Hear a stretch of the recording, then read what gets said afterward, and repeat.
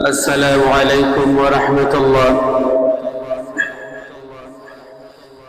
نحمده ونستعينه ونستغفره ونعوذ بالله من شرور أنفسنا ومن سيئات أعمالنا. من يهده الله فلا مضل له ومن يضلل فلا هادي له. ونشهد أن لا إله إلا الله وحده لا شريك له. ونشهد أن سيدنا وسندنا وحبيبنا ومولانا محمدا عبده ورسوله الذي أرسله بالحق بشيرا ونذيرا وداعيا إلى الله بإذنه وسراجا منيرا.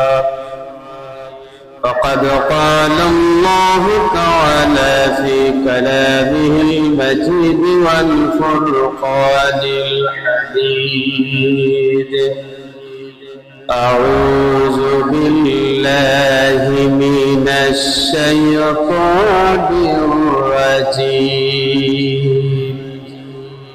بسم الله الرحمن الرحيم. وما أرسلناك إلا رحمة للعالمين. وقال النبي صلى الله عليه وسلم: من أحب سنتي فقد أحبني ومن أحبني كان معي في الجنة. صدق الله العظيم وصدق رسوله النبي الكريم. وقال تعالى: إن الله وملائكته يصلون على النبي يا أيها الذين آمنوا صلوا عليه وسلموا تسليما. সকলে জবান ছেড়ে দিয়ে মুহাম্মদের সাথে পড়ে আল্লাহুম্মা সাল্লি আলা সাইয়্যিদিনা মাওলানা মুহাম্মদ ওয়া আলা আলি সাইয়্যিদিনা মাওলানা মুহাম্মদ। হযরত উলামায়ে কেরাম, সম্মানিত উপস্থিতি, শ্রদ্ধেয় শ্রোতা মণ্ডলী, আমার দিনদার ইমানদার মুসলমান ভাই, পর্দার ভিতরে আমার মা ও বোনেরা, আমরা মহান আল্লাহ তাবারাকা ওয়া তাআলার দরবারে হাজারো শুকরিয়া আদায় করছি, যিনি এই রবিউল আউয়াল মাসের আজকের এই জুমআয় আমাদেরকে হাজির হওয়ার তৌফিক এনায়েত করেছেন এবং আল্লাহ পাক আমাদেরকে তৌফিক দিয়েছেন দ্বীনের কিছু আলোচনা শোনা। আমাদের পেয়ারা নবী মুহাম্মদ রাসূলুল্লাহ সাল্লাল্লাহু আলাইহি ওয়াসাল্লামের জীবন চরিত্র, তার জীবন আমাদেরকে আলোচনা করা এবং শোনার তৌফিক আমাদেরকে দিয়েছেন। সেই মহান মাবুদের দরবারে শুকরিয়া আদায় করছি। আমরা সকলেই পড়ছি আলহামদুলিল্লাহ। ভাইরা আমার, আমি আপনাদের সামনে গত জুমায় আমাদের প্রিয় নবী মুহাম্মদ রাসূলুল্লাহ সাল্লাল্লাহু আলাইহি ওয়াসাল্লামের জীবন চরিত্র নিয়ে আলোচনা করেছিলাম। হযরত সাল্লাল্লাহু আলাইহি ওয়াসাল্লামের জীবনী বিশাল, আল্লাহ পাক রব্বুল আলামিন যেমন মহান, আমাদের প্রিয় নবী মুহাম্মদ সাল্লাল্লাহু আলাইহি ওয়াসাল্লামের তার জীবন চরিত্র, তার জীবনীও মহান। নবী করিম সাল্লাল্লাহু আলাইহি ওয়াসাল্লামের জীবনী আলোচনা করে কেউ কোনোদিন শেষ করতে পারবে না, কারণ নবী করিম সাল্লাল্লাহু আলাইহি ওয়াসাল্লামের জীবন চরিত্র হচ্ছে গোটা 30 পারা কোরআন। বলেন সুবহানাল্লাহ। নবী করিম সাল্লাল্লাহু আলাইহি ওয়াসাল্লামের ইন্তেকাল হওয়ার পরে একদল সাহাবায়ে কেরাম মা আয়েশা সিদ্দিকা রাদিয়াল্লাহু তাআলা আনহার কাছে তারা একদিন আসলেন।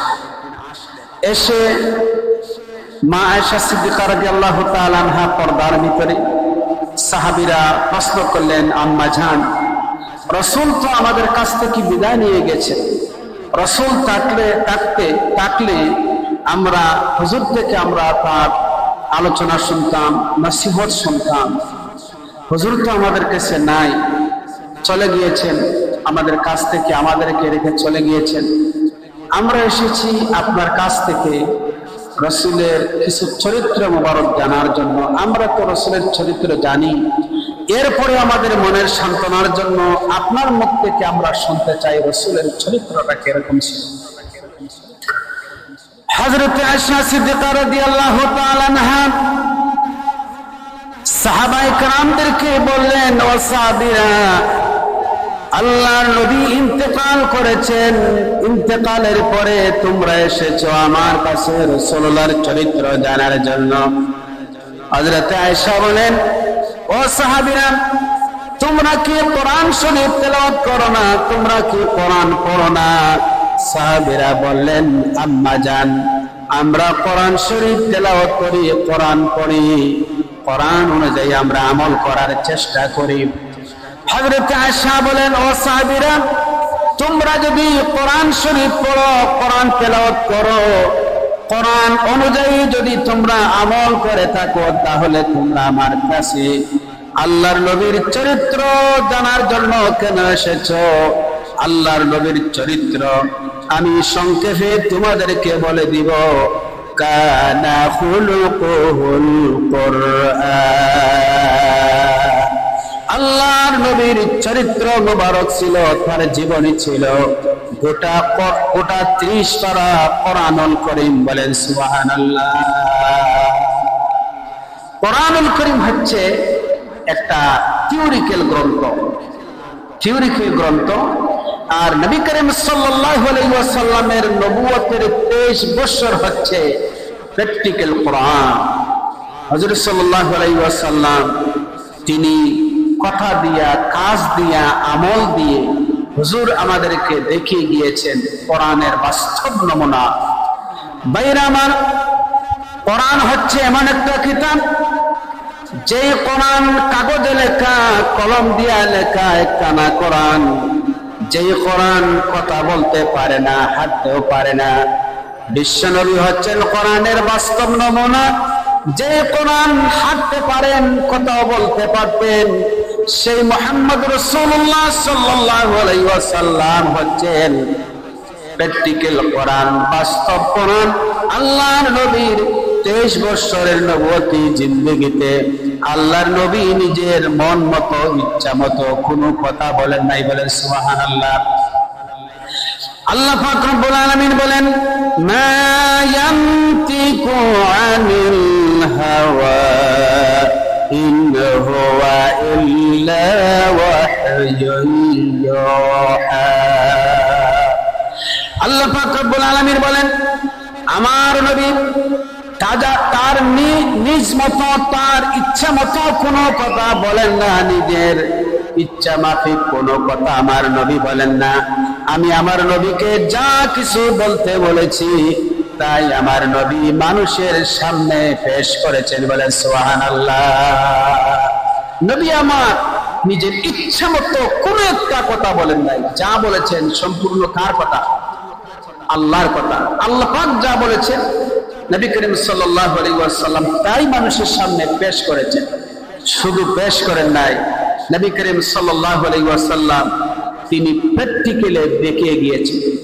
নবী করিম সাল্লাল্লাহু আলাইহি ওয়াসাল্লামের নবুয়তের 23 বছরের জীবনে প্রত্যেকটা কথা এবং কাজ সম্পূর্ণ আল্লাহ পাক রব্বুল আলামিন নিয়ন্ত্রণ করেছে।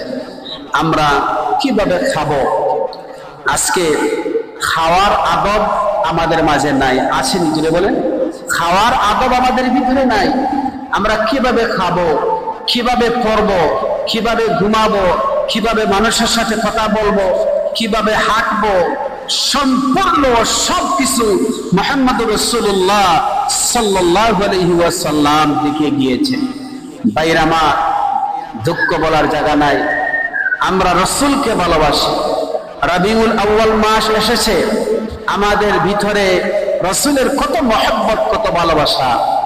রবিউল আউয়াল মাস আসলে আমরা রাসূলকে আমরা প্রেম দেখাই, ভালোবাসা দেখাই, কিন্তু আমাদের চলাফেরা, উঠা বসা, ব্যবসা বাণিজ্য সবকিছু হচ্ছে সুন্নত বিরোধী। কথা ঠিক কিনা ভাই? হযরতে সাদ সালামী রাদিয়াল্লাহু তাআলা একজন সাহাবী, নতুন মুসলমান হয়েছে। সেই সাহাবী ছিলেন আফ্রিকার মানুষ, কালো লম্বা সাহাবী, নতুন মুসলমান হয়েছে। চেহারার ডকও ভালো না, চেহারার কাটিং ভালো না, নতুন মুসলমান হয়েছে। নতুন মুসলমান হওয়ার পরে নবী করিম সাল্লাল্লাহু আলাইহি ওয়াসাল্লামের কাছে মসজিদে নববীতে আসছেন। এসে দেখেন হযরতে সাদ সালামী নবী করিম সাল্লাল্লাহু আলাইহি ওয়াসাল্লাম বসে আছেন সাহাবায়ে কেরামদেরকে নিয়ে। সাহাবীরা রাসূলুল্লাহ আলোচনা শুনছেন, নসিহত শুনছেন। আল্লাহর নবী নসিহত করতে করতে যখন নসিহত শেষ করলেন, সাহাবীরা সব চলে গিয়েছে। সাদ, সেই নতুন মুসলমান সাহাবী, তিনি বসে আছেন। তিনি চিন্তা করলেন, আমার মনের কথাটি রাসূলকে আমি বলবো। সব সাহাবীরা যখন চলে গিয়েছে, হযরতে সাদ সালামী আল্লাহ রাসূলের কাছে আসলেন। এসে বললেন, ইয়া রাসূলুল্লাহ, ইয়া হাবিবাল্লাহ, আপনি কি আমাকে চিনতে পারছেন? আমি নতুন মুসলমান হয়েছি। হযরতে সাদ সালামী তিনি যেন তার মনের ভিতরে একটা আবেগ বলতেছিলেন, একটা কথা বলতেছিলেন, কিন্তু লজ্জায় তিনি বলতে পারছেন না। হযরতে সাদ সালামী বলেন, ইয়া রাসূলুল্লাহ, ইয়া হাবিবাল্লাহ, আপনি বলেছেন কেউ যদি মুসলমান হয়ে যায় আল্লাহ পাক রব্বুল আলামিন তাকে জান্নাতে পৌঁছায়া দিবেন। ইয়া রাসূলুল্লাহ, আপনি যে কথা বলেছেন এই কথাটা কি সত্য না? রাসূলুল্লাহ বলেছেন, সাদ সালামী, তুমি সত্যি কথা বলেছো। আমি নবী বলেছি, কেউ যদি ইসলাম করে কালিমা দেয় তাহলে তার সমস্ত গুনাহ আল্লাহ পাক রব্বুল আলামিন সঙ্গে সঙ্গে মাফ করে দেবে। হযরতে সাদ সালামী বলেন, ইয়া রাসূলুল্লাহ, ইয়া হাবিবাল্লাহ, আমি কি আল্লাহর জান্নাতের ভিতরে যাইতে পারবো না? নবীজি বলেন, ও সাদ, তুমি তো মুসলমান হয়েছো, তোমার পিছনের কোনো গুনাহ খাতা থাকে নাই, আল্লাহ পাক রব্বুল আলামিন মাফ করে দিয়েছেন। তাহলে আল্লাহর জান্নাত নিয়ে তোমার মনের ভিতরে এই প্রশ্ন কেন জাগলো? হযরতে সাদ সালামী বলেন, ইয়া রাসূলুল্লাহ, আমি মুসলমান হয়েছি। মুসলমান হওয়ার পরে আপনার প্রতিটা কথা, প্রতিটা সুন্নাত, প্রতিটা কাজ আমি অনুসরণ করার চেষ্টা করতেছি ইয়া রাসূলুল্লাহ, কিন্তু আপনার একটা সুন্নাত আমি আদায় করতে পারছি না। আল্লাহর নবী সাল্লাল্লাহু আলাইহি ওয়াসাল্লাম বুঝতে পারলেন সাদ সালামীর মনের ভিতরে একটা দুঃখ আছে। নবীজি বলেন, সাদ, মনের ভিতরে কোনো কথা রেখো না, খুলে আমাকে বলো। হযরতে সাদ বলেন, ইয়া রাসূলুল্লাহ, ইয়া হাবিবাল্লাহ, আমি নতুন মুসলমান হয়েছি, আমি যুবক মানুষ, আমার বিবাহের বয়স হয়ে গেছে, আমি চাই বিবাহ করতে, আমি আপনার সুন্নাত আদায় করতে চাই। আপনি বলেছেন আন নিকাহু সুন্নতি, আপনি তো বলেছেন বিবাহ করা আমার সুন্নত। যেই ব্যক্তি আমার সুন্নতকে অস্বীকার করবে সে আমার দলের ভুক্ত নয় ইয়া রাসূলুল্লাহ।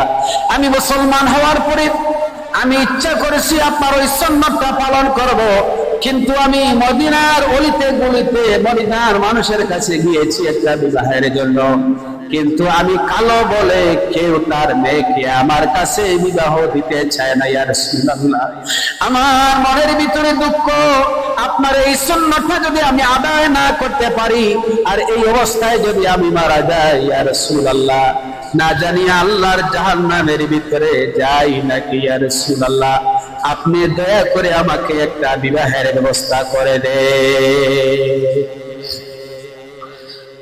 আল্লাহর নবী হযরত সাদের মনের আবেগের কথা বুঝতে পারলেন।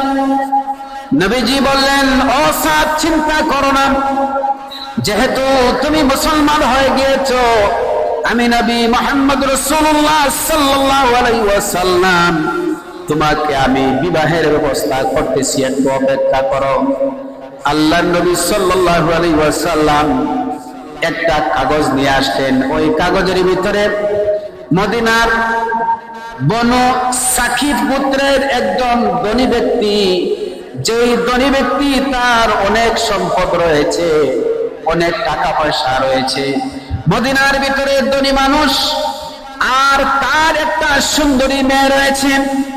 আল্লাহর নবী সাল্লাল্লাহু আলাইহি ওয়াসাল্লাম ওই কাগজের ভিতরে ঠিকানা লিখে ওই বনু সাকিব গোত্রের ওই ধনী লোকের ঠিকানা দিয়া বলেন, সাদ রে, এই কাগজ খানা নিয়া মদিনার অমুক এলাকায় ওই বনু সাকিব গোত্রের ওই লোকের কাছে ওই চিঠিখানা তুমি দিবা, আর বলে দিবা বিশ্ব নবী দয়াল নবী মুহাম্মদ রাসূলুল্লাহ সাল্লাল্লাহু আলাইহি ওয়াসাল্লাম তোমাকে তার মেয়ের সাথে বিবাহ দিয়েছেন, এই খবরটা তুমি গিয়া ওই লোকের কাছে দিয়া দিবা। হযরতে সাদ রাদিয়াল্লাহু তাআলা আনহু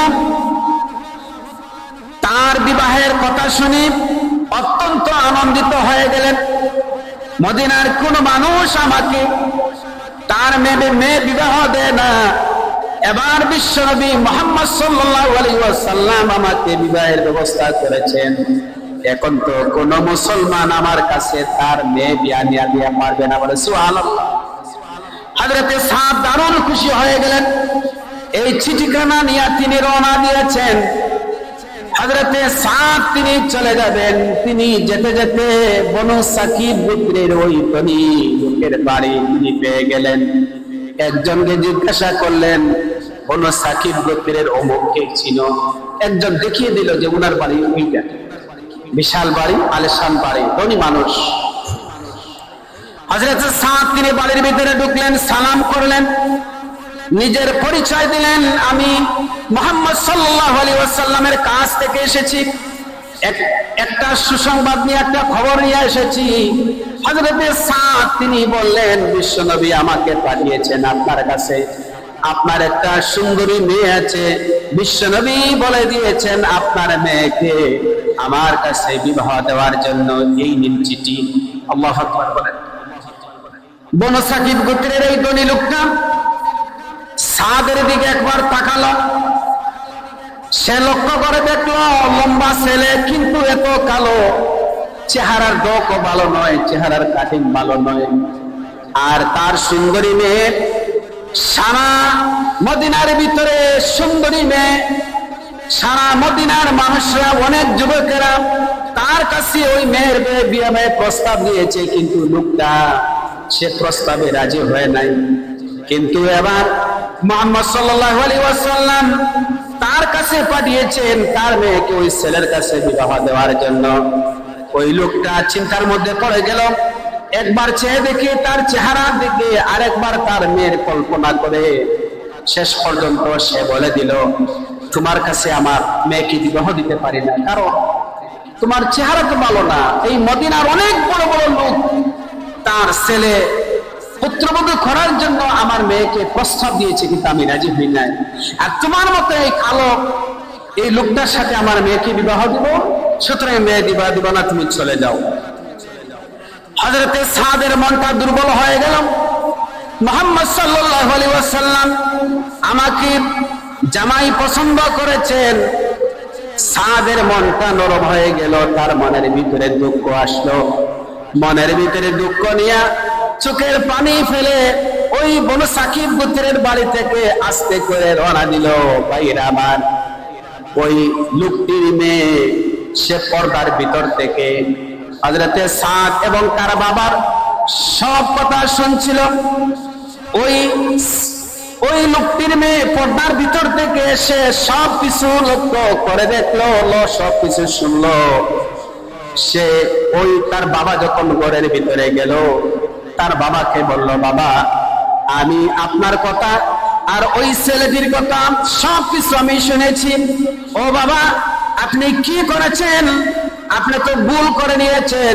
ওই ছেলেটা যদি মুহাম্মদ সাল্লাল্লাহু আলাইহি ওয়াসাল্লামের কাছে গিয়া যদি বলে আপনি বিবাহে রাজি হন নাই, তাহলে মুহাম্মদ সাল্লাল্লাহু আলাইহি ওয়াসাল্লাম তিনি তো নারাজ হয়ে যাবেন, কষ্ট পেয়ে যাবেন। আর বিশ্ব নবী যদি কষ্ট পেয়ে যান, আল্লাহর নবী যদি নারাজ হয়ে যান, তাহলে আপনি দুনিয়ার ভিতরে শান্তি পাবেন না, আর আল্লাহর জাহান্নামের ভিতরে যাইতে হবে। সুতরাং আব্বা, আপনার এটা ঠিক হয় নাই। আমি ওই ছেলের সাথে বিবাহ বসতে রাজি আছি। আপনি দয়া করে ওই ছেলেকে ফিরিয়ে দিবেন না, তাড়াতাড়ি করে ছেলেকে নিয়ে আসেন আর বিবাহে আপনি রাজি হয়ে যান। তা না হলে আল্লাহর নবীর মনের ভিতরে কষ্ট পেয়ে যাবেন। বলে সুবহানাল্লাহ।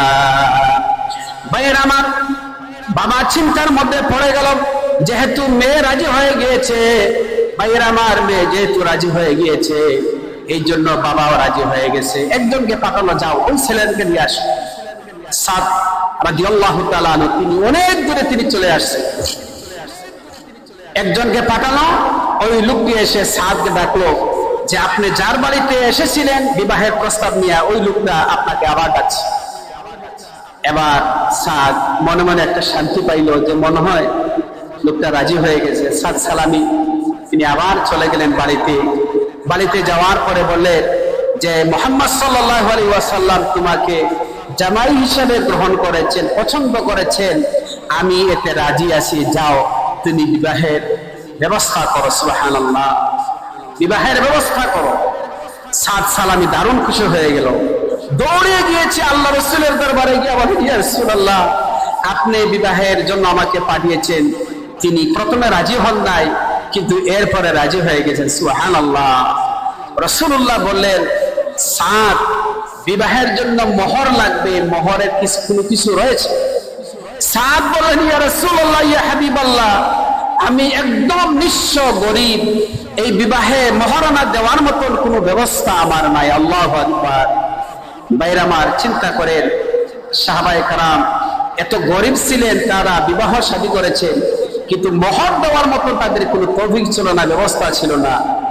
আর আমাদের সমাজের ভিতরে দেখেন আজকে বিবাহ শাদীতে কত লক্ষ লক্ষ টাকা, কত লক্ষ লক্ষ টাকা আপনার খরচ করা হয়, ঠিক না ভাই? বিবাহেতে বিরাট অঙ্কের টাকা মোহর দেওয়া হয়, কিন্তু মোটেও আদৌ আদায় করা হয় না, আছে কিনা?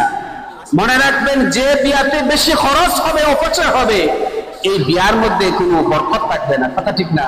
যে বিবাহের মধ্যে খরচ কম, রাসূলুল্লাহর সুন্নাত মোতাবেক আদায় হবে, সেই বিয়ার মধ্যে বরকত হবে। সুবহানাল্লাহ। নবী করিম সাল্লাল্লাহু আলাইহি ওয়াসাল্লামের কলিজার টুকরা দুলালি মা ফাতিমা রাদিয়াল্লাহু তাআলা আনহা, তার বয়স ছিল মাত্র 15 বছর। সুবহানাল্লাহ। হযরতে আলী রাদিয়াল্লাহু তাআলা আনহুর বয়স ছিল মাত্র 21 বছর। হযরতে আলী রাদিয়াল্লাহু তাআলা আনহুর কাছে রাসূলুল্লাহ যখন ফাতেমাকে বিবাহ দেওয়ার জন্য চাইলেন, যখন কথাবার্তা পাকা হয়ে গেল, রাসূলুল্লাহ সাল্লাল্লাহু আলাইহি ওয়াসাল্লামের চাচাতো ভাই হযরতে আলী ইবনে আবি তালিব রাদিয়াল্লাহু তাআলা আনহু, রাসূলুল্লাহ বললেন, আলী, বিবাহ করবা, আমার মেয়ে ফাতেমাকে তুমি নিবা, মোহরের জন্য কি আছে? মোহর যে দিবা, বিবাহ করতে তো মোহর লাগবে, মোহরের জন্য কিছু আছে? হযরতে আলী রাদিয়াল্লাহু তাআলা আনহু তিনি কেঁদে ফেললেন, বলেন, ইয়া রাসূলুল্লাহ, পৃথিবীর সর্বশ্রেষ্ঠ নারী, আপনার কলিজার টুকরা মেয়ে ফাতেমাকে আমি নিব, কিন্তু মোহর দেওয়ার মতো আমার কোনো ব্যবস্থা নাই। রাসূলুল্লাহ বললেন, যাও ঘরের ভিতরে যা আছে তা নিয়ে আসো। হযরতে আলী রাদিয়াল্লাহু তাআলা আনহু ঘরের ভিতরে গেলেন, গিয়ে তিনি ঘর থেকে একটা বল্লম নিয়ে আসলেন। যেই বল্লম দিয়ে হযরতে আলী রাদিয়াল্লাহু তাআলা আনহু যুদ্ধ করতেন, জিহাদ করতেন। শেরে খোদা হযরতে আলী রাদিয়াল্লাহু তাআলা আনহু কামুস দুর্গের 800 ওজনের আপনার লৌহ কপাট অর্থাৎ দরজা তিনি টান দিয়া তুলে তিনি যুদ্ধ করেছিলেন খায়বারের যুদ্ধে। সুবহানাল্লাহ। সেই শেরে খুদা হযরত আলী বলছেন, ইয়া রাসূলুল্লাহ, আমার কিছু নাই, তবে আমার একটা বল্লম আছে। রাসূলুল্লাহ বললেন, যাও এটা নিয়ে আস। হযরত আলী ঘরের ভিতরে গেলেন, বল্লম নিয়ে আসলেন। রাসূলুল্লাহ বললেন, যাও এটা বিক্রি করে কিছু টাকা নিয়ে আসো আর কিছু খরচ করে নিয়ে আসো। হযরত আলী রাদিয়াল্লাহু তাআলা আনহু সেই বল্লম নিয়ে তিনি বাজারের দিকে যাচ্ছে। প্রতিমধ্যে দেখা হয়েছে হযরত উসমান গনি রাদিয়াল্লাহু তাআলা আনহুর সাথে। হযরত উসমান গনি রাদিয়াল্লাহু তাআলা বললেন, আলী, এত আনন্দ, মুখে হাসি, এত খুশি হইয়া বল্লম হাতে নিয়ে কোথায় যাচ্ছ? হযরত আলী বললেন, উসমান, আপনি কি জানেন না আমার বিবাহ ঠিক হয়ে গেছে? হযরত উসমান বললেন, কার সাথে? হযরত আলী বলছেন, রাসূলুল্লাহর মেয়ে ফাতেমার সাথে। সুবহানাল্লাহ, সুবহানাল্লাহ। হযরত আলী রাদিয়াল্লাহু তাআলা আনহু তিনি মা ফাতেমাকে বিবাহ করলেন। আর হযরত উসমান রাদিয়াল্লাহু তাআলা আনহু রাসূলুল্লাহর দুইজন কলেজার টুকরা মেয়েকে বিবাহ করেছেন। সুবহানাল্লাহ। এই জন্য হযরত উসমান রাদিয়াল্লাহু তাআলা আনহুকে জিন্নুরাইন বলা হয়, দুইটা নূরের অধিকারী। রাসূলুল্লাহ সাল্লাল্লাহু আলাইহি ওয়াসাল্লাম, আল্লাহর নবী মুহাম্মদ রাসূলুল্লাহ সাল্লাল্লাহু আলাইহি ওয়াসাল্লাম বলেছেন, আমার উসমান, আমার যদি 40টা মেয়ে থাকতো, আমার যদি 100টা মেয়ে থাকতো, আর আমার মেয়েগুলাকে যদি বিবাহ দেওয়ার যদি আমি দিতে চাইতাম, তাহলে আমার উসমানের কাছে আমি বিবাহ দিতাম। বলে সুবহানাল্লাহ। হযরত উসমান রাদিয়াল্লাহু তাআলা আনহু, যাকে উসমান গনি বলা হয়, যাকে দেখে ফেরেশতারা পর্যন্ত লজ্জা পাইত। সুবহানাল্লাহ। হযরত উসমান রাদিয়াল্লাহু তাআলা আনহু বলছেন, আলী, এই বল্লম নিয়ে কোথায় যাচ্ছ? হযরত আলী বলছেন যে আমার তো বিবাহ ঠিক হয়ে গেছে। যে বল্লম দিয়ে কি করবে? যে এই বল্লম বিক্রি করব আর কিছু মোহরের টাকার দরকার আছে, এই টাকাগুলো আমি ব্যবস্থা করব। হযরত উসমান রাদিয়াল্লাহু তাআলা বললেন যে বাজারে যাওয়ার কোনো দরকার নাই, এই বল্লমটা তুমি আমার কাছে বিক্রি করে দাও। হযরত আলী বললেন যে আমি বিক্রি করব, তবে 400 দিরহামে বিক্রি করব, 450 দিরহাম। হযরত উসমান রাদিয়াল্লাহু তাআলা আনহু তিনি উসমান গনি, রাসূলুল্লাহর মেয়ের বিবাহ হবে। সুবহানাল্লাহ। আর হযরত উসমান গনি রাসূলুল্লাহর দুইটা মেয়েকে বিবাহ করেছে। তিনি বলছেন যে একটু অপেক্ষা করো, 450 দিরহামই আমি তোমাকে দেব, আমি টাকাটা নিয়ে আসি। হযরত উসমান গনি তিনি বাড়িতে গেলেন, 450 দিরহাম নিয়ে হযরত আলীর হাতে দিয়া বললেন, এই নাও টাকা, আর বল্লম আমাকে দিয়ে দাও। সুবহানাল্লাহ। হযরত উসমান বল্লমটা হাতে দিয়া হযরত আলী রাদিয়াল্লাহু তাআলা 450 দিরহাম হাতে পাইলেন। ফাতেমার বিবাহের মোহর হয়ে গিয়েছে, তিনি খুশি হয়ে যাচ্ছেন। হযরত উসমান গনি রাদিয়াল্লাহু তাআলা আনহু পিছন দিয়ে ডাক দিলেন, আলী, একটু শুনে যাও। হযরত আলী আসলেন, বললেন, কি, আপনি কিছু বলবেন? হযরত উসমান রাদিয়াল্লাহু তাআলা আনহু বললেন যে তুমি আমাকে যে বল্লম দিয়েছো, আমি তোমাকে তো 450 দিরহাম দিলাম, এর বিনিময়ে তোমাকে বল্লম দিলে, এই বল্লমটা আমি তোমাকে দিয়ে দিলাম। আল্লাহু আকবার। এই বল্লম দিয়ে তুমি কাফের সাথে যুদ্ধ করবে, আল্লাহর দ্বীন প্রতিষ্ঠা করবে। সুবহানাল্লাহ। ভাইরা আমার, দেখুন রাসূলুল্লাহর সুন্নাত কি ছিল। রাসূলুল্লাহ সাল্লাল্লাহু আলাইহি ওয়াসাল্লামকে আল্লাহ পাক বলেছেন, হে আমার নবী, আপনি যদি চান তাহলে এই উহুদের পাহাড়টা আমি আপনার জন্য সোনা করে দিব। আল্লাহ রাসূল বললেন, রব্বুল আলামিন, আমি এই পৃথিবীতে আমি শান শওকতের জন্য আসি নাই, ধনী হওয়ার জন্য আসি নাই, আমি এই পৃথিবীতে এসেছি আল্লাহর দ্বীন প্রতিষ্ঠা করার জন্য। রাসূলুল্লাহ সাল্লাল্লাহু আলাইহি ওয়াসাল্লাম যদি চাইতেন, মা ফাতেমাকে অনেক মোহর দিতে পারতেন, আর রাসূলুল্লাহ সাল্লাল্লাহু আলাইহি ওয়াসাল্লাম আর অনেক মোহর দিতে পারতেন। হযরত আলী রাদিয়াল্লাহু তাআলা আনহু কিন্তু 450 দিরহামের বিনিময়ে হযরত আলী রাদিয়াল্লাহু তাআলা আনহু মা ফাতেমাকে বিবাহ করেছেন। আমি বলতেছিলাম, হযরত সাদ রাদিয়াল্লাহু তাআলা আনহু তিনি খুশি হয়ে গেলেন। রাসূলুল্লাহর কাছে বলছেন, ইয়া রাসূলুল্লাহ, বিবাহ ব্যবস্থা করুন। বললেন, তোমার কাছে কি আছে? বললেন, ইয়া রাসূলুল্লাহ, আমার কাছে কিছু নাই, তবে আমার কাছে একটা কম্বল আছে, একটা খাতা বা কম্বল আছে। রাসূলুল্লাহ বলেন, যাও এটা বিক্রি করো বাজারে গিয়ে। হযরত সাদ সালমী রাদিয়াল্লাহু তাআলা আনহু তিনি এটা বাজারে নিয়ে বিক্রি করলেন। বাজারে নিয়ে বিক্রি করে তিনি যখন বাড়িতে চলে আসবেন, হঠাৎ করে তিনি শুনতে পান মদিনা রাস্তা দিয়া কে যেন বলে যাচ্ছে আল জিহাদ আল জিহাদ। আল্লাহু আকবার। ভাইরা আমার, এখন তো মোবাইলের যুগ, ইন্টারনেটের যুগ, ঠিক না? আগেকার দিনে যখন জিহাদ ডাকতো তখন প্রচার করা হতো আল জিহাদ আল জিহাদ, অর্থাৎ আল্লাহর জিহাদের জন্য প্রস্তুত হও, জিহাদ লেগে গেছে। হযরতে সালামী রাদিয়াল্লাহু, হযরতে সাদ রাদিয়াল্লাহু তাআলা আনহু তিনি যখন জিহাদের সংবাদ শুনলেন যে মুহাম্মদ সাল্লাল্লাহু আলাইহি ওয়াসাল্লাম জিহাদের জন্য ডাক দিয়েছেন, তিনি বিবাহের কথা ভুলে গেলেন। আল্লাহু আকবার। সেই বল্লমটা বিক্রি করে, সেই কম্বলটা বিক্রি করে হযরতে সাদ তিনি একখানা তরবারি কিনলেন। কি কিনলেন যে বলেন? একখানা তরবারি কিনেছেন, একখানা বল্লম কিনেছেন। একখানা তরবারি আর বল্লম কিনে সাহাবায়ে কেরাম তলবার নিয়ে জিহাদের ময়দানে যাচ্ছে। হযরতে সালামী রাদিয়াল্লাহু তাআলা তিনি বিবাহের কথা ভুলে গিয়েছেন, বিবাহের কথা ভুলে গিয়েছেন সব। হযরতে সালামী রাদিয়াল্লাহু তাআলা সাহাবায়ে কেরামদের সাথে জিহাদে শরীক হলেন। জিহাদ শুরু হয়ে গেছে, সাহাবায়ে কেরাম জিহাদ করছেন কাফিরদের সাথে। যুদ্ধ করতে করতে তখন সাহাবীরা দেখছেন কালো কুচকুচে লম্বা এই ছেলেটা, সে তার হাত কালো, তরবারি দিয়া কাফিরদের সাথে এমন ভাবে যুদ্ধ করেছেন তার শরীর রক্তাক্ত হয়ে গিয়েছে, হাত লাল হয়ে গিয়েছে। যুদ্ধ করতে করতে জিহাদের ময়দানে হযরতে সাদ শাহাদাত বরণ করেছেন। আল্লাহু আকবার। ভাইরা আমার, জিহাদ শেষ হয়ে গেলাম। আল্লাহ নবী সাল্লাল্লাহু আলাইহি ওয়াসাল্লাম সাহাবায়ে কেরামদেরকে বললেন, সাহাবীরা জিহাদের ময়দানে আমার সাহাবীরা যারা জিহাদ করেছে, যারা শাহাদাত বরণ করেছে, সবাইকে এক জায়গায় করো, আমি তাদের জানাজার নামাজ পড়াবো। সাহাবায়ে কেরাম সব সাহাবায়ে কেরামদেরকে এক জায়গায় করলেন। আর একজন সাহাবীকে সাহাবায়ে কেরাম চিনতে পারছেন না। কালো সাহাবী জিহাদ করেছে, সারা শরীর রক্তাক্ত, হাত কাটা, পাও কাটা, কর্তিত রক্তাক্ত অবস্থায় জিহাদের ময়দানে পড়ে আছে। সাহাবায়ে কেরাম ওই সাহাবীকে চিনতে পারছেন না।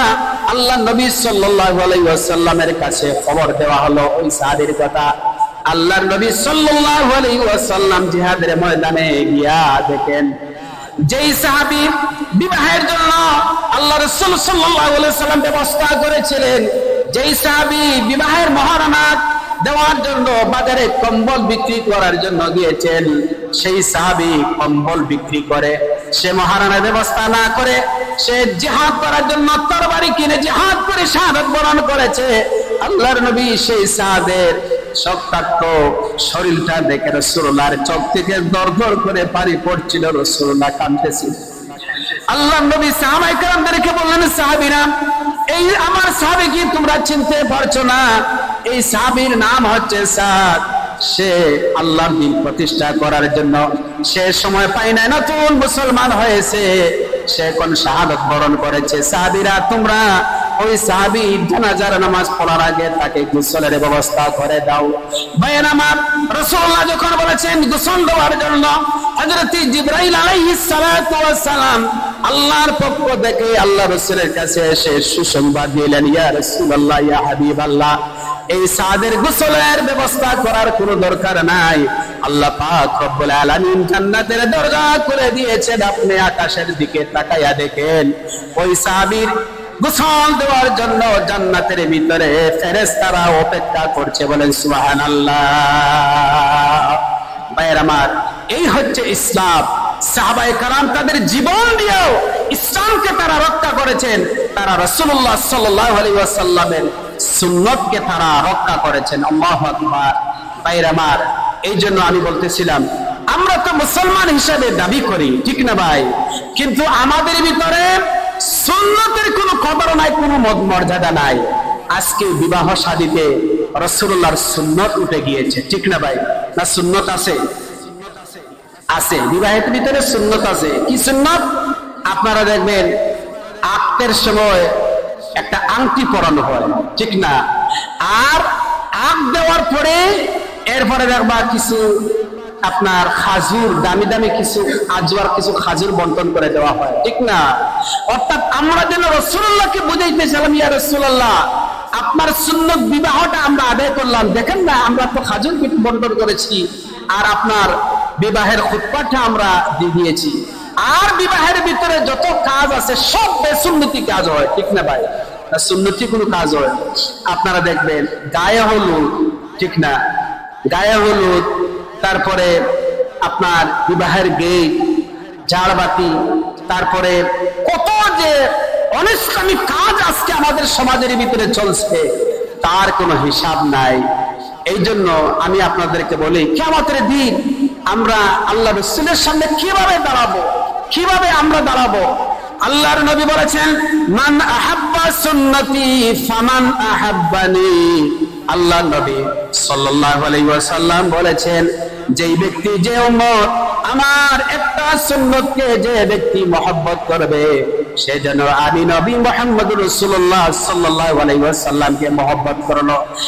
আর যেই ব্যক্তি, যে উম্মত আমি নবী মুহাম্মদুর রাসূলুল্লাহ সাল্লাল্লাহু আলাইহি ওয়াসাল্লামকে মহব্বত করলো, জেনে রাখো আমার উম্মতেরা, ওই ব্যক্তি, ওই উম্মত আল্লাহর জান্নাতের ভিতরে আমার সাথে চলে যাবে। বলে সুবহানাল্লাহ। ভাইরা আমার, এই জন্য আমরা উম্মত রাসূলুল্লাহকে আমরা মহব্বত করি, কিন্তু আমরা রাসূলুল্লাহর সুন্নতের অনুসারী হব, আর বেদাত থেকে আমরা মুক্ত হব। বেদাত কি? বেদাত হচ্ছে যেটা রাসূলুল্লাহ করেন নাই, সাহাবীরা করেন নাই, এটা হচ্ছে সুস্পষ্ট বেদাত। আমরা যারা অজান্তি বেদাতের সাথে জড়িত আছি, কিয়ামতের দিন রাসূলুল্লাহ আপনাকে আমাকে উম্মত হিসেবে গ্রহণ করবেন না। কিয়ামতের দিন রাসূলুল্লাহ সাল্লাল্লাহু আলাইহি ওয়াসাল্লাম যখন হাশরের ময়দানে তার উম্মতদেরকে যখন শাফায়াত করবেন, সুবহানাল্লাহ, এই পৃথিবীতে নবী করিম সাল্লাল্লাহু আলাইহি ওয়াসাল্লামকে শাফায়াত দেওয়া একমাত্র পারমিশন দিয়েছেন, সুবহানাল্লাহ। ভাইরা আমার, কিয়ামতের দিন আল্লাহ রাসূল সেজদায় পড়ে কাঁদতে থাকবেন, সেজদায় পড়ে দাঁড় করে কাঁদতে থাকবেন। আল্লাহ পাক রব্বুল আলামিন তার জিবরাইলকে পাঠাবেন। জিবরাইল এসে বলবেন, ইয়া রাসূলুল্লাহ, ইয়া হাবিবাল্লাহ, দুনিয়ার ভিতরে আপনার উম্মতের জন্য এত কেঁদেছেন, এত কান্নাকাটি করেছেন, তায়েফের ময়দানে রক্ত দিয়েছেন, উহুদের ময়দানে দান শহীদ করেছেন, সাহাবায়ে কেরাম তাদের জীবন দিয়েছেন। ইয়া রাসূলুল্লাহ, উম্মতি উম্মতি বলে সারাটা জীবন আপনার উম্মতের জন্য কেঁদেছেন, আজকে হাশরের ময়দানে আপনি কেন কাঁদছেন? রাসূলুল্লাহ সাল্লাল্লাহু আলাইহি ওয়াসাল্লাম জিবরাইল বলবেন, জিবরাইল, আমি দেখতে পাচ্ছি আমার সামন দিয়া ফেরেশতারা আমার উম্মতদেরকে জাহান্নামে নিয়ে যাচ্ছে। রাসূলুল্লাহ সাল্লাল্লাহু আলাইহি ওয়াসাল্লাম তার উম্মতের জন্য হাশরের ময়দানে কাঁদবেন। আল্লাহ পাক তার জিবরাইলের মাধ্যমে রাসূলকে বলবেন, ইয়া রাসূলুল্লাহ, ইয়া হাবিবাল্লাহ, ইরফা রাসাকা ইয়া রাসূলুল্লাহ, ইয়া রাসূলুল্লাহ, হাশরের ময়দানে আপনি কাঁদবেন না, আপনি দয়া করে মাথা তুলুন, দয়া করে মাথা তুলুন, আর আপনি শাফায়াত করুন। যাকে আপনি উম্মত হিসাবে আপনি সার্টিফাই করবেন, সার্টিফিকেট দিবেন, তাকে আমি মাফ করে দিব। বলে সুবহানাল্লাহ।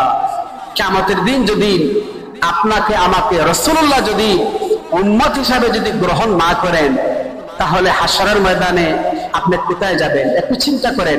নবী করিম সাল্লাল্লাহু আলাইহি ওয়াসাল্লাম হাশরের ময়দানে আপনার হাশরের ময়দানে 120 কাতার মানুষ হবে, সুবহানাল্লাহ। আমাদের নবী 80 কাতার উম্মত নিয়ে হাশরের ময়দানে উঠবেন, সুবহানাল্লাহ। রাসূলুল্লাহ শাফায়াত করতে থাকবেন। শাফায়াত দেখে একদল মানুষ এসে আল্লাহ রাসূলকে বলেন, ইয়া রাসূলুল্লাহ, ও আল্লাহর নবী, আমরা তো আপনার উম্মত, দুনিয়ার ভিতরে আমরা আপনার উম্মত হিসাবে ছিলাম। ভাইরা আমার, আল্লাহর নবীর কাছে এসে বলবে, ইয়া রাসূলুল্লাহ, ইয়া হাবিবাল্লাহ, আমরা তো আপনার উম্মত, দুনিয়ার ভিতরে আমরা আপনার উম্মত হিসাবে ছিলাম, আপনাকে মহব্বত করতাম, ভালোবাসতাম। আল্লাহর নবী বলবেন, সুকনান লিমান গায়্যারা মিন বাদি, দূর হয়ে যাও, দূর হয়ে যাও আমার কাছ থেকে, তুমি আমার উম্মত নাও। আমার উম্মত কিভাবে হবে? আমার উম্মত যদি হতে, তাহলে তোমার চেহারায়, তোমার শরীরের ভিতরে আমি চিহ্ন দেখতে পাইতাম। সুতরাং তোমার চিহ্ন আমার উম্মত হিসাবে আমি তোমাকে গ্রহণ করতে পারবো না। হযরত আয়েশা সিদ্দিকা রাদিয়াল্লাহু তাআলা আনহা দুনিয়াতে থাকতে, আল্লাহর নবী যখন জীবিত ছিলেন, হযরত আয়েশা সিদ্দিকা রাদিয়াল্লাহু তাআলা আনহা আল্লাহর নবীকে বলেছিলেন, ওগো আল্লাহর নবী, কিয়ামতের দিন হাশরের ময়দানে লক্ষ লক্ষ কোটি কোটি মানুষ থাকবে, সেই কোটি কোটি মানুষের ভিতরে আপনি আপনার উম্মতদেরকে কিভাবে চিনবেন? রাসূলুল্লাহ সাল্লাল্লাহু আলাইহি ওয়াসাল্লাম বলেছেন, ওগো আয়েশা শোনো, একটা মাঠের ভিতরে অনেকগুলা কালো গুড়া যদি থাকে, তাহলে অনেকগুলা কালো গুড়ার ভিতরে যদি একটা সাদা কপালওয়ালা গুড়া যদি থাকে, তাহলে কালো গুড়ার ভিতরে সাদা কপালওয়ালা গুড়াটা পাইতে কি কোনো কষ্ট হবে? হযরত আয়েশা বলেন, ইয়া রাসূলুল্লাহ, কালো গুড়ার ভিতরে সাদা গুড়া পাইতে তো কোনো কষ্ট হওয়ার কথা নয়।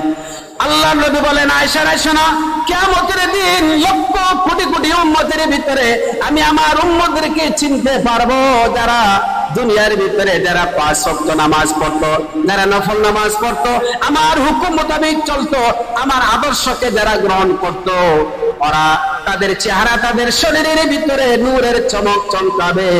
আর ওই নূরের চিহ্ন দেখে হাসরের ময়দানে আমি আমার উম্মতদেরকে চিনতে পারবো।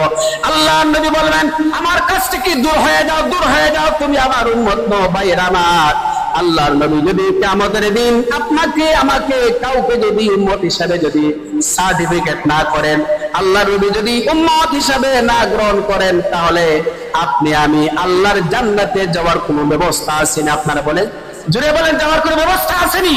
কোনো ব্যবস্থা নাই হাসরের ময়দানে। সুতরাং হাসরের ময়দানে যদি রাসূলের জান্ডার নিচে যদি আমরা জায়গা পেতে চাই, তাহলে রাসূলুল্লাহ যে মিশন নিয়ে এসেছিলেন, আল্লাহ রাসূল সাল্লাল্লাহু আলাইহি ওয়াসাল্লাম, রাসূলুল্লাহ বলেছেন, তারাকতু ফীকুম আমরাইন, আমি দুইটা জিনিস আমি তোমাদের কাছে রেখে গেলাম। একটা হচ্ছে কিতাবুল্লাহ, একটা হচ্ছে আল্লাহর কোরআন, আর আরেকটা হচ্ছে সুন্নতি, আরেকটা হচ্ছে আমার সুন্নত।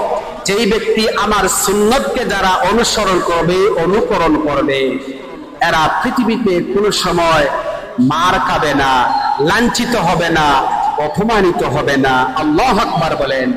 ভাইরা আমার, আপনারা চিন্তা করে সাহাবায়ে কেরাম রাদিয়াল্লাহু তাআলা আলাইহিম আজমাইন, হযরত ওমর রাদিয়াল্লাহু তাআলা আনহু একবার সাহাবায়ে কেরামদেরকে বলেছিলেন, সাহাবীরা, আমি ওমর, এই পৃথিবীতে আমার কোনো সম্মান ছিল না, মর্যাদা ছিল না। আমি মহিষ রাখতাম, দুম্বা রাখতাম, ওট রাখালগিরি করতাম, কোনো সম্মান, কোনো মর্যাদা ছিল না। আমি ওমরের যদি কোনো সম্মান হয়, তাহলে একমাত্র ওই ইসলামের কারণে হয়েছে। আমি ওমরের যদি সম্মান হয়, বিশ্বনবী মুহাম্মদ রাসূলুল্লাহ সাল্লাল্লাহু আলাইহি ওয়াসাল্লামের উম্মত হওয়ার কারণে আমার সম্মান হয়েছে। সুবহানাল্লাহ। রাসূলুল্লাহর উম্মত হতে পেরেছি, আমরা গর্বিত। আগের নবী রাসূলেরা রাসূলুল্লাহ উম্মত হওয়ার জন্য তারা আল্লাহর কাছে কেঁদেছেন, আর আমরা রাসূলুল্লাহর উম্মত হওয়ার পরেও আমরা রাসূলকে অনুসরণ করছি না, আমরা আজকে পাশ্চাত্যের অনুসরণ করছি। বিশেষ করে আমার যুবকদেরকে বলবো, ও যুবকেরা, তোমরা তো অন্য কোন মানুষের আদর্শ হতে পারো না, কার্ল মার্ক্সের আদর্শ নয়, লেনিনের আদর্শ নয়, কোন মানুষের আদর্শ হতে পারো না। আজকে যুবকরা বলে, অমুক দলের অমুক নেতা আমার আদর্শ। তোমার চোখের ভিতরে কি হয়েছে? অন্ধ হয়ে গিয়েছো। এই পৃথিবীর কোন মানুষ আদর্শ হতে পারে না। আদর্শ যদি এই পৃথিবীতে কেউ হতে পারে, তিনি হচ্ছেন বিশ্বনবী মুহাম্মদ রাসূলুল্লাহ সাল্লাল্লাহু আলাইহি ওয়াসাল্লাম। রাসূলুল্লাহ হচ্ছেন আমার আদর্শ। কিভাবে ঘুমাবো, কিভাবে খাবো, কিভাবে কথা বলবো, চাল চলন, উঠা বসা, ব্যবসা বাণিজ্য, সবকিছু হচ্ছে রাসূলুল্লাহর আদর্শ মোতাবেক হবে। আল্লাহু আকবার। সাহাবায়ে কেরাম রাসূলুল্লাহ সাল্লাল্লাহু আলাইহি ওয়াসাল্লামের এক একটা সুন্নত আদায় করে সারা বিশ্বকে তারা জয় করেছে, ঠিক না ভাই? সারা বিশ্ব মুসলমানদের পায়ের নিচে ছিল রাসূলুল্লাহর আদর্শ গ্রহণ করার কারণে। এই জন্য কবি বলেন, চীন আরব হামারা, হিন্দুস্তান হামারা, মুসলিম হায় হাম ওতন সে সারা জাহাঁ হামারা। এই ভারত আমার, এই চীন আমার, এই আফ্রিকা আমার, সারা দুনিয়া আমার, মুসলমান সারা দুনিয়ায় আমি বাসা বেঁধেছি। আল্লাহু আকবার। কিন্তু আজকে সারা পৃথিবীতে সমস্ত কাফিরি বেঈমানেরা ঐক্যবদ্ধভাবে আজকে আমাদেরকে পায়ের নিচে ফেলে ফুটবলের মতো ব্যবহার করতেছে। অথচ এই পৃথিবীতে আজকে তো আমরা মুসলমানরা শাসিত, নির্যাতিত হওয়ার জন্য আসি নাই। আল্লাহ পাক রব্বুল আলামিন বলেছেন, মা আনজালনা আলাইকাল কোরআন লিতাশকা, হে আমার নবী, আপনার কাছে আমি কোরআন এই জন্য পাঠাই নাই যে আপনার ভাগ্য নষ্ট হবে, মুসলমানরা ভাগ্যহত হবে, মুসলমানরা বিপর্যয় হবে, মুসলমানরা মায়ের খাবে, এই জন্য তো আমি কোরআন পাঠাই নাই। এই কোরআন যতদিন সাহাবায়ে কেরাম মেনেছিলেন, ততদিন সারা পৃথিবী শাসন করেছিলেন। আজকে পৃথিবী থেকে মুসলমানদেরকে দেখার জন্য আসে নাই। তবে আমি একজন মুসলমান হিসাবে আল্লাহর কোরআন হাতে নিয়ে কসম করে বলতেছি, আজকে আমি একটা ভবিষ্যৎবাণী করি।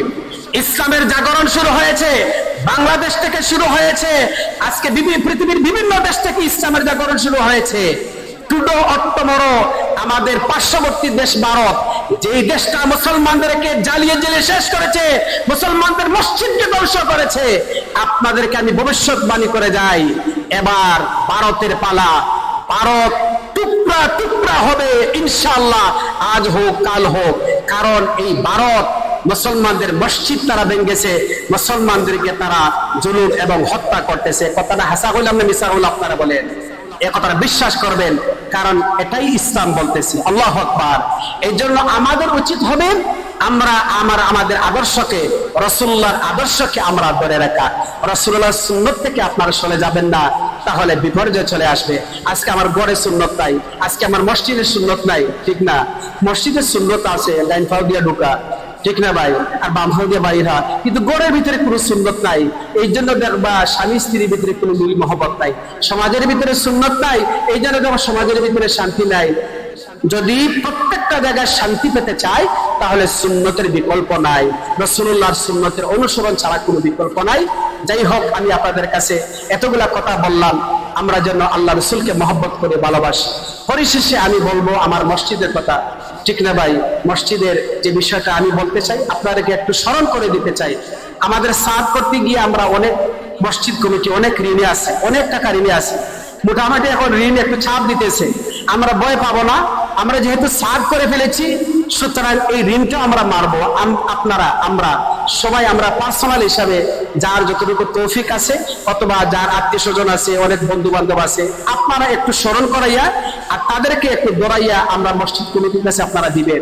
মসজিদ কমিটি অথবা আমরা সবাই মিলে তাদের কাছে যাব, বিভিন্ন গুরুজনের কাছে, দানশীলদের কাছে, ডোনারদের কাছে। যদি আমরা না যাই আর আপনারা যদি ঋণ না মারেন, তাহলে কিন্তু ঋণের বোঝা আমরা সবার আছে, ঠিক না? এই বড়গুল এলাকার সবার গায়ের উপরে মসজিদে ঋণ আছে, ঠিক না? আমরা তো আল্লাহকে মহব্বত করি, রসুলকে মহব্বত করি, রসুলের সুন্নতকে মহব্বত করি। সুতরাং আল্লাহকে আমরা দেখাই দিব, আল্লাহ তোমার ঘর মসজিদের ঋণ আমরাই পরিশোধ করবো ইনশাআল্লাহ। সবাই বলে ইনশাআল্লাহ। ইনশাআল্লাহ যার যতটুকু ওয়াদা হয়েছে, আপনারা অনেকেই পরিশোধ করেন নাই, আপনারা পরিশোধ করে নিবেন। আর মসজিদের ঋণ মারার জন্য আপনাদের একটু সহায়তা করার দরকার আছে। আপনারা নিজেদের উদ্যোগে একটু চিন্তা ফিকির করবেন, একটু চিন্তা করে করে যার কাছে যাওয়া যায় তার একটু তথ্য দিয়া, তার একটু খোঁজ দিয়া আমাদের একটু সহায়তা করবেন। যদি আপনি আল্লাহর ঘর মসজিদের জন্য সহায়তা করেন, তাহলে বিশ্বাস করবেন, বিশ্বাস রাখবেন, আল্লাহ পাক আপনাকে নিয়ন্ত্রণ করবেন। আপনার পরিবার, আপনার শরীর, আপনার সবকিছু আল্লাহ পাক নিয়ন্ত্রণ করবেন। আমরা যদি আল্লাহকে ভালোবাসি, আল্লাহ পাক আমাদেরকে তৌফিক এনায়েত করেন। সবাই বলেন আমিন। হাযা মা ইনদি ওয়াল ইলমু ইনদাল্লাহ। আসসালামু আলাইকুম ওয়া রাহমাতুল্লাহ। আপনারা একটু বসে